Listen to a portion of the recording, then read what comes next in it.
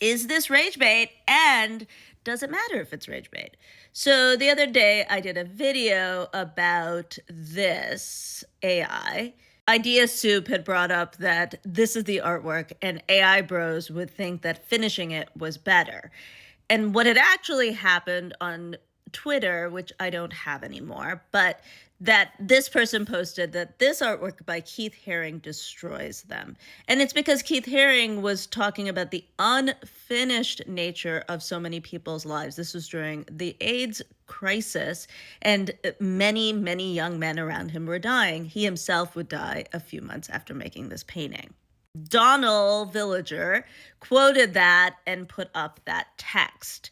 The story behind this now using AI. So the commenter said, well, it's obviously rage bait. Now, I will say Hyperallergic has an article about this, and they do interview Peachly, but they do not have any proof in here. They do not quote Donald Villager whether it's bait. And in fact, they assume it's bait. And given the tone of this, I would say, yeah, probably.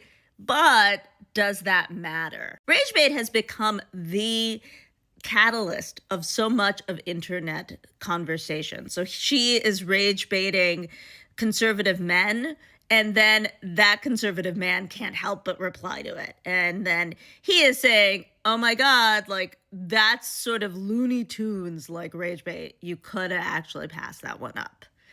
But this exchange talks about what I think is really important.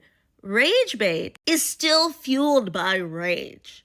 So even if she is trying to bring up how problematic conservative men can be, she is still making that problem. And ultimately, one of the problems with rage bait is that it will completely break the bounds of its original context.